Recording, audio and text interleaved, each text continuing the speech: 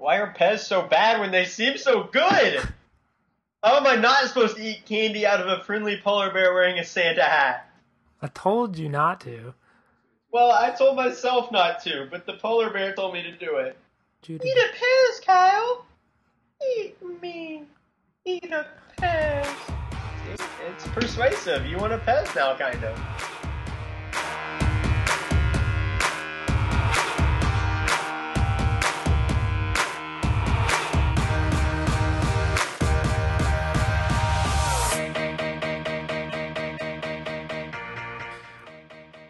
Congratulations to the Dallas Mavericks. And welcome to the Get Buckets podcast, sponsored today by Tennis Now. Get your tennis now. Follow them on Tennis Now on Twitter. Yes, Tennis Now is also on Twitter at Tennis Now. At Tennis Now. Okay. Be sure to tell your friends to like the podcast on Facebook. And follow us on Twitter for all of our off-season notes, and who knows what's coming up via that. There's really going to be very few off-season notes, especially post-draft. Yeah. Unless there's a lockout. I guess we could keep them updated on the lockout. Yeah, but I mean, we could. Let's hope against the lockout. Oh, we should definitely hope against the lockout. But probably the next time you'll see a great influx of Get Buckets tweets is football season. I don't know if we're going to randomly tweet about football games. Yeah. They'll be getting field goals or touchdowns or yards or first downs, or in Baylor's case, they will be giving up turnovers or getting screen passes or getting 5-yard penalties or anything like that. All of the above. Okay, let's talk about the NBA Finals. Which... Whoa. Timeout. Okay. Stanley Cup Finals, Game 6 tonight. Okay. Canucks at Bruins. Yep. Vancouver's leading the series 3-2. There's about a 50% chance that I'm tuning in, which means there should be about a 100% chance that you're tuning in. There is a 100% chance that I'm tuning in. Joey and I watch every game so far. And, go Vancouver. Go Boston, because I am patriotic. You're also... USA! And one more note while we're on upcoming sporting events. The U.S. men's national team has a soccer game tomorrow against Guadalupe, and they need to win that game to guarantee that they will advance out of Gold Cup pool play and into tournament play. Good stuff. What happened? And we can talk about that for a second. What happened on Saturday? Well, the U.S. backline came out very flat, and part of the problem goes to the midfield and the forwards not keeping possession. The U.S. played a lot of balls in the air when they should have been playing defeat because they're the better team in that game. So the possession really should have showed that, but the back line, especially Tim Ream and Clarence Goodson, were shaky, and it came back to bite the U.S. But it's okay because it was just pool play, and we can still get out of it. But because of that game, Bob Bradley is on the hot seat. Yeah, I read that. People asking for calling for his job. Yeah, that's the soccer world for you. If you lose to a team you're not supposed to lose to in a game that kind of matters, you're in trouble. So he's going to need to show up big for the rest of this tournament, and I would say anything less than a second-place finish, and he loses his job. We were talking about this kind of this weekend, but what do you how critical is the managing or the coaching aspect of soccer? Compare it to, I guess, another sport. It is. It's very critical. I would put it... you can't really compare it to another sport, but in the level of importance, I would put it on a spectrum between basketball and football. And as a national team coach especially, you have a huge player pool that you can call people in from. You have to call in guys that are gonna mesh quickly because you don't have a long time to train. And you need to blend experience with youth just because your experience is eventually going to get too old and your youth is going to become your experience. I would say on the field adjustments, once you get on the field, you're basically playing soccer. The coach dabbles with the formation, but Bob Bradley has largely stuck to the very American 4-4-2, and it's really been all that's worked for us. But I would say it's probably either the hardest or the second hardest coaching gig behind American football. All right. That's good stuff. Can we talk about the NBA? Yeah. Okay. Mavs won the NBA Finals. Awesome. Good for them. First title in franchise history. Congratulations to them. A lot of what I'm saying, I guess, today may not come across as very congratulatory, but, I mean, they won 4 games, and I'll talk about more about that later. But they won, and now they have a trophy. Dirk has a ring, or whatever they're going to do for rings. I found that weird. Did you read that? Mark Cuban's thinking about not giving him rings and giving him something else. Yeah, I don't really know what else he would give him. Yeah, There's nothing that's quite like a ring. Yeah. I mean, that's like the whole Anyways, concept. You flash the ring. Thanks for listening to the podcast today, and hopefully you'll tune in during the next one. Yeah. No, I'm not done. I got a lot to say. And Kyle leaves.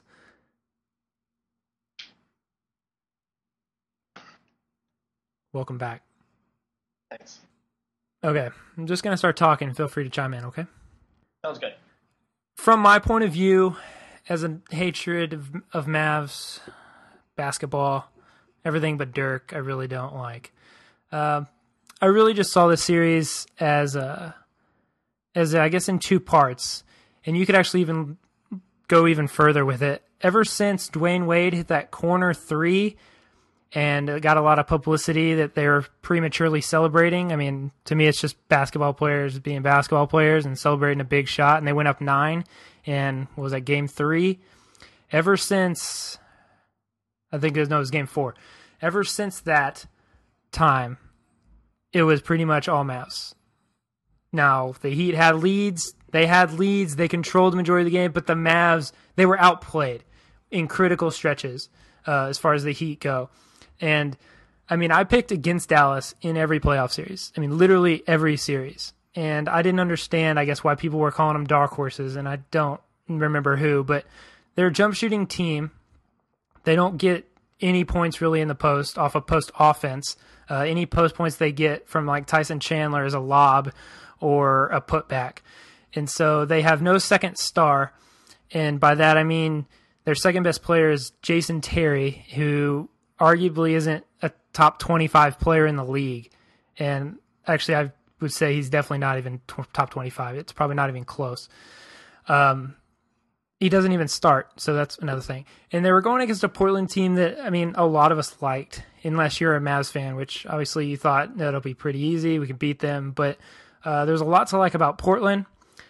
Second round, they swept the defending NBA champions. I mean, props to them. I didn't see that coming.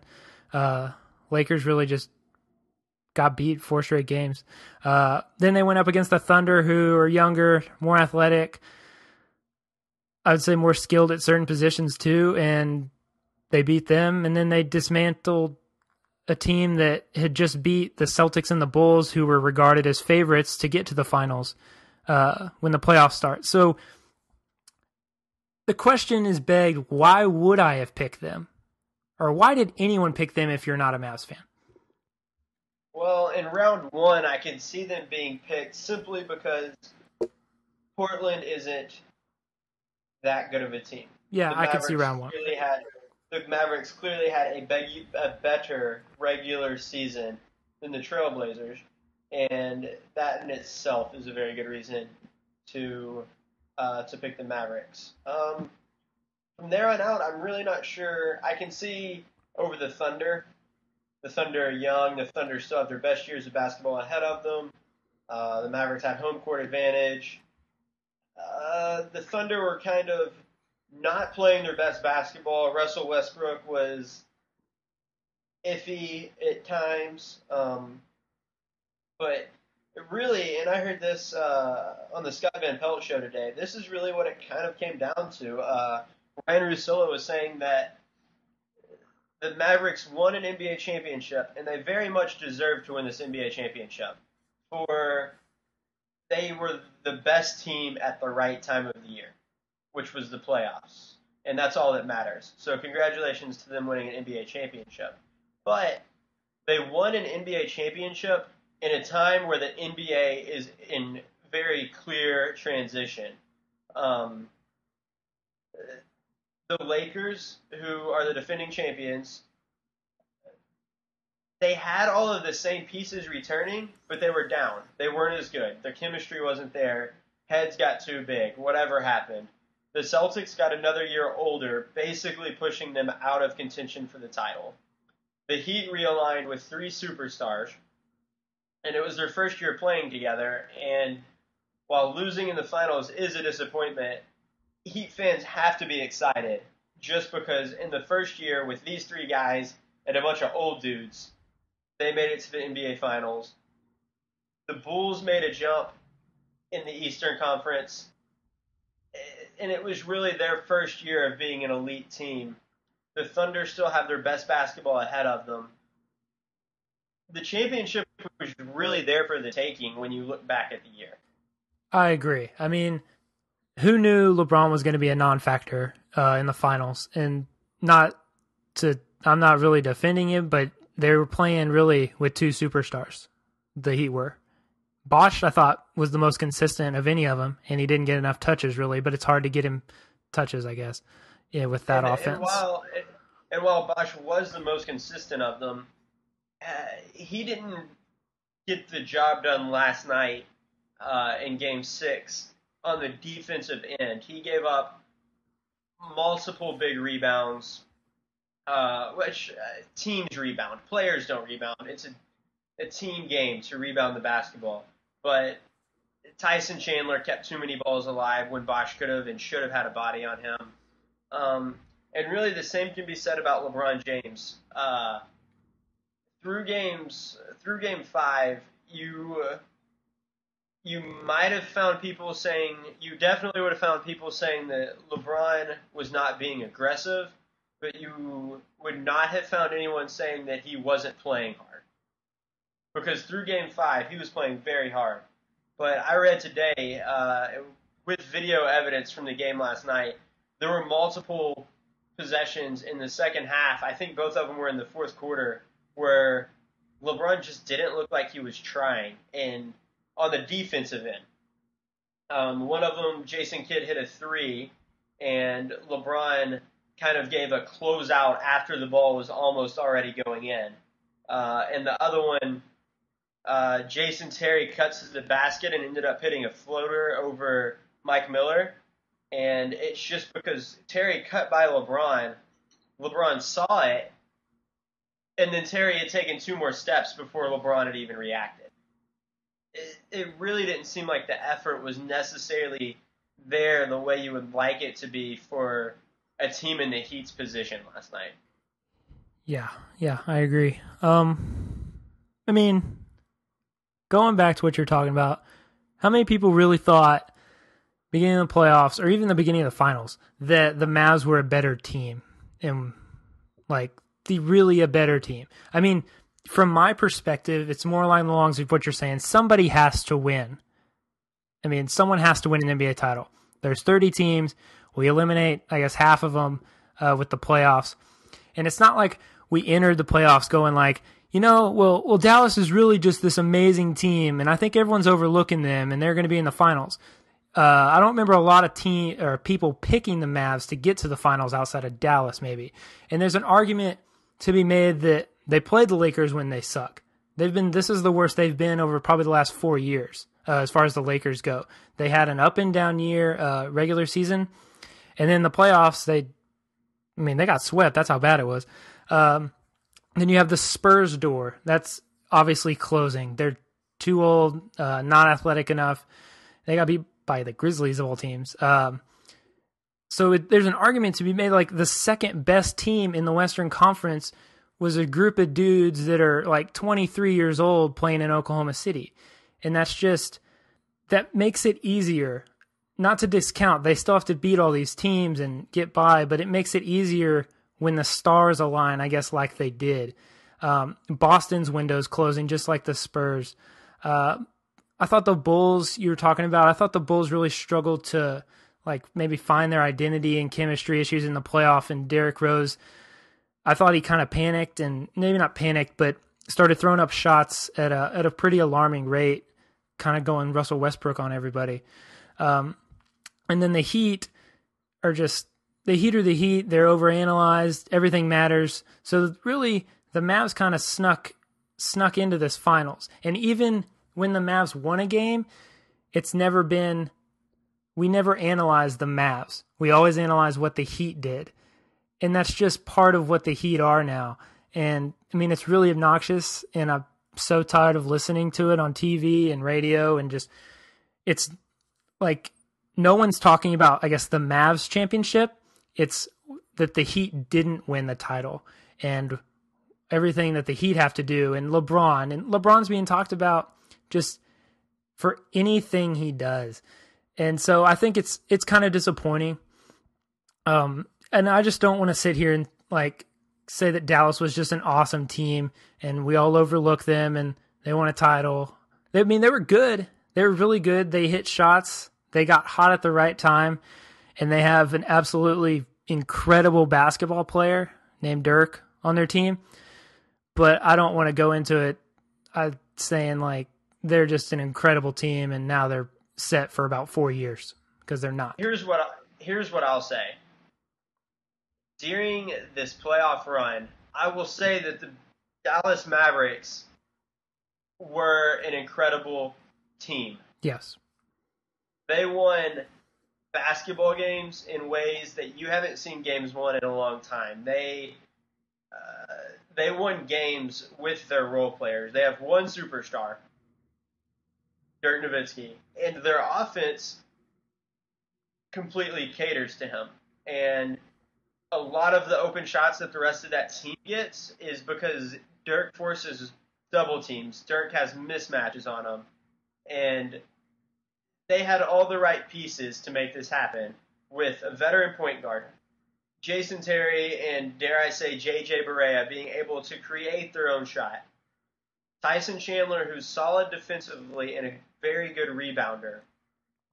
And Sean Marion, who is somehow still in the NBA. And for this final series, you add in a guy like Brian Cardinal, who you really hadn't seen all playoffs. And he comes in and draws a charge here, hits a corner three there. And the Mavericks beat the Heat not because their number one guy was better than Miami's number one guy, but because really 2 through 7, 2 through 8, you would have taken the Mavs guys in this series just about every single time, because Jason Terry really, after he kind of said LeBron can't guard me for 7 games, showed that LeBron couldn't guard him for 7 games. I mean, Dwayne Wade was terrific, with the exception of last night, and I don't know how much of that had to do with his injury. And Dirk was terrific, with the exception of last night when he did not shoot the ball well. Except the fourth quarter. Yes, when he did what he should do. He kept shooting, he turned it on in the fourth quarter, and he really iced that game. But the rest of the way down that roster, the Mavericks outplayed the Heat with their guys 2 through 7 or 2 through 8. Yeah, I agree. Okay. Let's talk about, I guess, both these teams moving forward, and we can talk about some others if we have to. Biggest thing, Mavs already have $61 million committed to their roster next year, which, I mean, this is 100% up to what the CBA looks like. And that's why this lockout's going to be important, because a lot of different things could happen as far as contracts go. And they may not be able to sign some people because of the CBA. They may be granted some kind of clauses where they can keep these players and it not hurt them.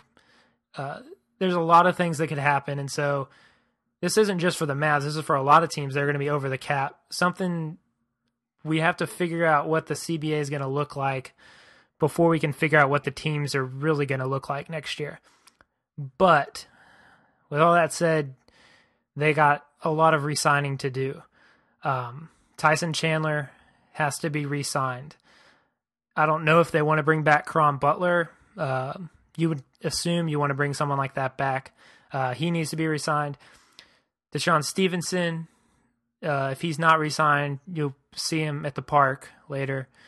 Brian Cardinal maybe needs to be re-signed. I doubt they re-sign Peja, Stojakovic. And then you have... Barea is due up to be signed. Yeah, you got him, who's, I would say, he got paid, over $1 million last year? I would assume that's going to jump to something like the mid-level. Something like $5 million or $6 million.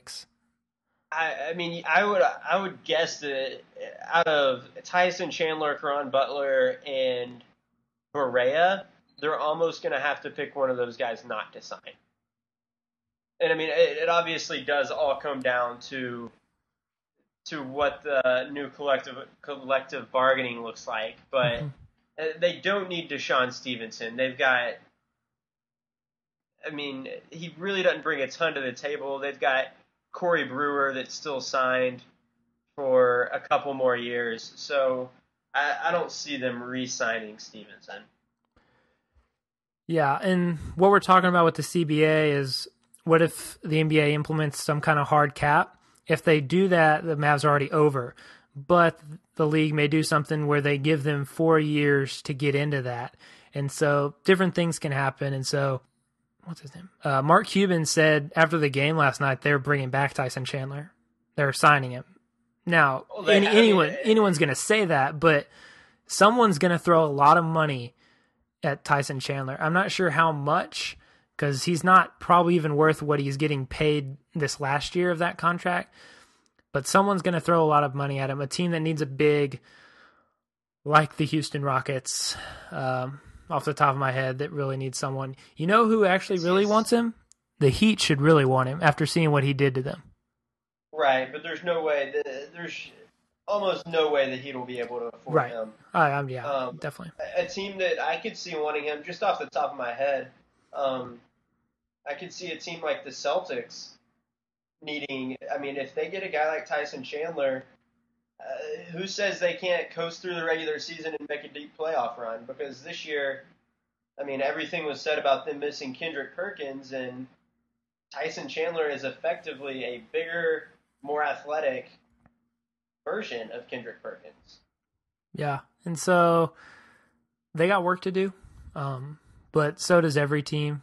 This is the part of the year where I guess every GM and owner sits down and takes a look at their team and decides what they need, what they don't need, and that's why you hear a lot of trade talk before the draft, like we're hearing with the Warriors, even though the Warriors can't even sign the right head coach. But it's Mama, okay. There goes that man. The only positive is that he's off TV. But it's not a positive. It is. He's so funny. His outros that last like 25 seconds.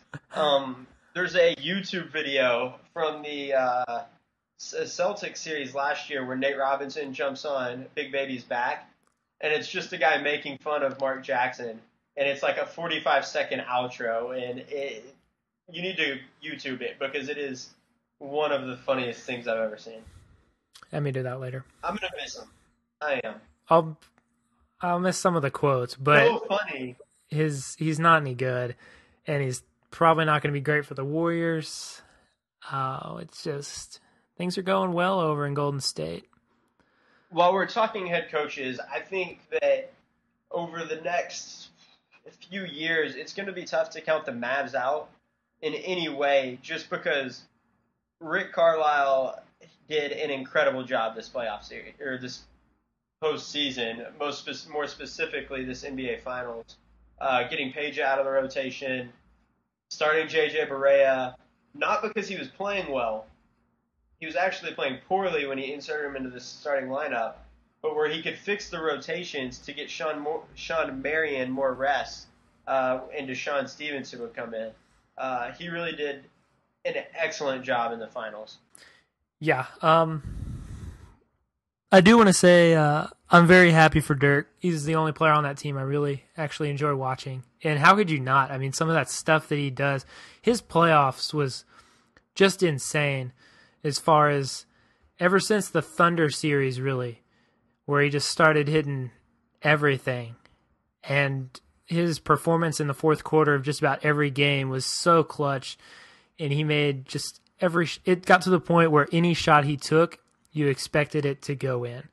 And I really like Dirk. I've always liked Dirk. Now he's finally got that ring. I mean, then we got people saying he's like one of the best of all time. He's good. He's up there, but let's not start putting him, too high. And I've seen people who's like, he's top 5 of all time. One good playoff series doesn't make you top 5 of all time. He's probably not in the top 10. He's a great player. He's awesome. Probably one of the best foreign-born players we'll ever see. But he's not top 10. Let's not get, way out there. I mean, you could really make an argument that he, for historical purposes, that Dirk is not a top 5 player that is still in the league today. I mean, you've got guys like Kobe. Really, Tim Duncan. You could almost argue a Kevin Garnett, even though Dirk is obviously so much more offensively skilled. But there's a lot of guys in this league that you still have to look at them and be like, man, he might not have had the year this year, but in the past few years, he has been the man. And Dirk is, I would have to compile a list to be sure of this, but I would say he's somewhere around top 20, top 25 of all time. I'd say top 25. I mean, there's so many great players. And we're getting to that point where this last, I guess, generation with Jordan and all them, and they're now, I guess, more highly regarded than the people that came before them. Like people like Bill Russell, who have 11 championships, who served as player coach. I mean, that's just, you don't do that anymore and have 11 titles. Like now we consider Michael Jordan 6 like astronomical. Bill Russell has 11. And so Dirk's definitely not top 10 for me. He's probably not top 20, but I really like him a lot. And I'm really happy that he got this ring. And what are you working on over there? Well, I'm actually looking through Bill Simmons' Book of Basketball. Mm-hmm. He has a pyramid of like who he ranks as the greatest players of all time, and he does a really good job with it. He goes really in depth, and I like Bill Simmons, so I tend to agree with him a lot. And I'm kind of just looking through like who he could possibly be in place of in Bill Simmons' top 20. And for Simmons, he's got LeBron for now. He's got LeBron coming in at 20. And this was a book that was published probably about a year ago, the paperback at least. And then he's got Charles Barkley at 19 and Karl Malone at 18. Man, that's and tough. Kind of the way that Simmons does it is he does like he'll give you their complete resume and he'll be like Karl Malone, 19 years, 17 quality years, 14 All-Stars, MVP, runner-up to MVP, and then Malone was top 5 in the MVP voting 10 times. So you kind of look into that, and Dirk's got a long way to go before Malone's 3-year peak, so his 3 best statistical years with 30 points, 11 rebounds, 2 assists, or maybe that's 2 blocks, it doesn't say, but Dirk's got a long way to go before that. He's got to close out his career with another 3 to 4 years of what he's been doing. Okay, let's transition to the Heat moving forward. I've avoided TV today because I know what they're going to be talking about. Just ridiculous. So everyone's woke up today hearing about how flawed the Heat are.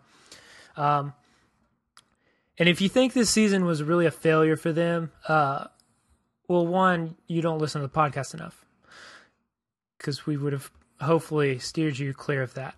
You're definitely wrong in that regard. So let's think back to last summer when we all had our thoughts on how good this team would do. And some people said 70 wins. Some people said 60. Some people thought if this season was a failure, this team would have gone 41-41, barely snuck into the playoffs, maybe win in the first round. That's a failure. Getting to the NBA Finals in your first year together cannot possibly be a failure. And so let's listen to what Kyle has to say. This is from last July, so almost a year ago. Kyle, this is what you had to say about the team. I don't think they can win a championship next year. So if we're looking over the next 6 years, okay, that leaves, if they don't win it next year, that leaves 5. You've got to think that they'll make it to the finals and get beat at least once. That's 4. And then I think that Dwayne Wade will get hurt one year, which injuries would devastate that team because they're basing their team really around 3 players. And so if you go from having 3 great players in your starting lineup to 2 great players, then you're adding another minimum salary guy in that starting lineup, and that's never a good sign. So if one of them gets hurt one year going into the playoffs, then you're looking at 3 championships is, I guess, realistic. So you heard what Kyle had to say there, really playing Nostradamus and saying that the Heat would get to the finals one year and not win. Did you think that would be this year? It doesn't surprise me looking back on this year that it was this year, but it's kind of because we didn't know how that whole Eastern Conference would shake out. We didn't know how the Celtics would last or how they wouldn't last. We didn't know how good the Magic were going to be or how really bad the Magic ended up being. Yeah. Or anything like that. So I didn't think it would be this year at the beginning when they got signed, but looking at it now, in no way am I surprised that it was this year. Yeah. Both of us didn't think they'd win a title this year, but then they get to the finals with, I'm going to say it, with a favorable matchup, and they crumbled. And you have to consider it a missed opportunity. It's not a failure because you look at seasons as seasons. You can't look at them as, oh, well, they got there and then they played the Spurs. You got to look at it collectively. And you were talking about Scott Van Pelt. He always says that your legacy isn't who you are right now. That's your reputation. And so obviously LeBron's reputation is just, it's nothing right now. This has been just an awful year as far as, I guess, publicity and just critics, and he's had just a horrendous year. And so he's got a lot of stuff to work on going into the summer as far as just his whole mental aspect. Because, like, I feel for him. I understand the people that don't because they don't like the decision he made. He decided where he wanted to work. He was a free agent.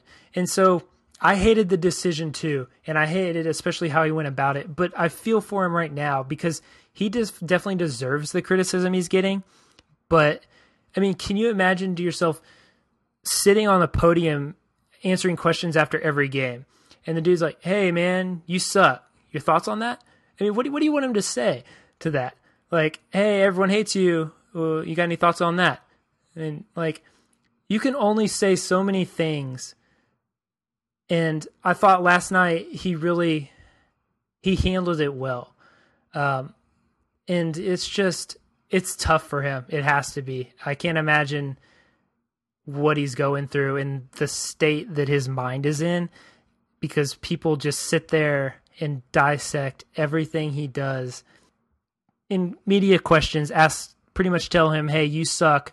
How do you feel about that? Everyone hates you. I mean, what do you want him to say? Yeah, you know what? I'm okay with that. That's rough to me. I can't imagine it.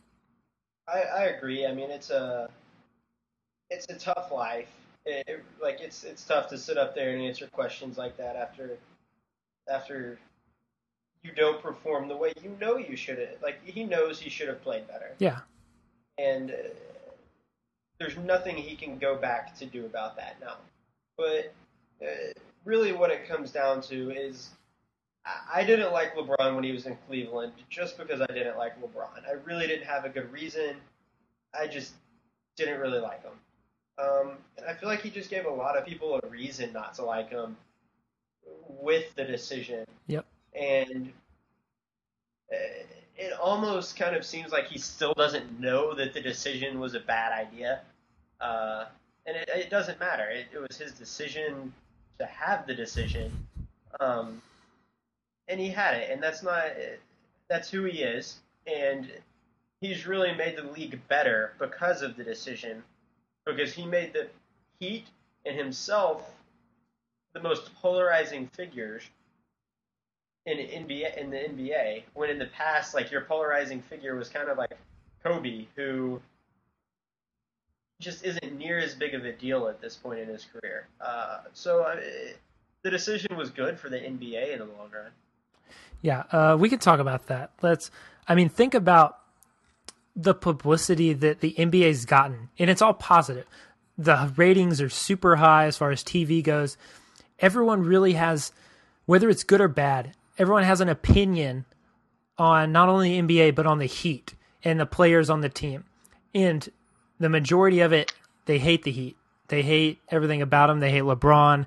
A lot of them like Dwayne Wade, I guess because he's the only one that really didn't change teams. But, like, everyone has an opinion. And it's not just basketball people. I have Facebook friends that are girls that are really getting obnoxious because they think that they can post statuses about this stuff, and they don't understand, but they have a thought, they have an opinion on the matter, and I think that's good for the league. And this is a total 180 for me, as far as from last year to this year, or from a year ago when they all got together. I thought it was horrible for the league as far as balance goes, but it turned out not to be that bad. And I think it's a good thing for the league in just about every aspect, because it has people talking about the NBA more often, and that's always good. All right, so that is the wrap-up of the NBA Finals. We will have another podcast for you later this week where we will look at the league in each position, and Kyle and I will go through our top 5 of each position. And Kyle gets buckets.